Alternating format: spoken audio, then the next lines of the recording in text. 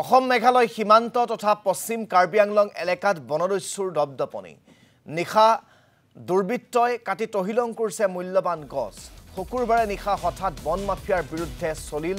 বন বিভাগৰ অভিযানত জব্দ এখন কুণ্ডা ভৰ্তি বাহন মুকৈলমুৰ জব্দ কৰা হ'ল মেঘালয় পঞ্জীয়নভুক্ত এখন বলেৰো পিকআপ ভানৰ লগতে কাঠৰ কুণ্ডা অৱশ্যে সুযোগ বুজি পলায়ন কৰে কাঠ সৰবৰাহকাৰীকেইটাই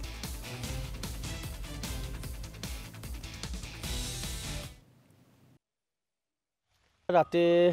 পুৱা 2টা বজামানত ধৰা হৈছে বোলে এটো আপোনাৰ মকৈলম এৰিয়াৰ পৰা ধৰি লোৱাৰ পিছত আমাৰ এছএফ ছাৰজনক জনালে তাৰপিছত তেখেতে মোক ৰাতিপুৱা জনাই সোনকালে যোৱা তুমি ষ্টাফ লৈ পেলাই তাতে মকৈলম ষ্টাফে গাড়ী এখন ধৰি ৰাখা হৈছে বুলি কয় আমি ফটোফট ছাৰে কোৱাৰ লগে লগে আমি ওলাই গ'ল তাৰপিছত দেখা পালোঁ তাতে অলৰেডি এটা গাড়ী ডিটেইন কৰা মেলগাড়ী কাঠ হ'ল আপোনাৰ ইয়াত থকা পাইন গছ এইটো আপোনাৰ মাৰ্কেট ভেলু গতিকে ইমান নাই যে আপোনাৰ ৰাফলি এৰাউণ্ড approximately 20,000 মানৰ ওচৰত থাকিব এইটো আমাৰ ফৰেষ্ট ডিপাৰ্টমেণ্ট আৰু বিভিন্ন অৰ্গেনাইজেশ্যন মিলি সংগঠন যিমান আছে মিলি সেইটো এৱেৰনেছ প্ৰগ্ৰাম থোৱা একদম গাঁৱত গৈ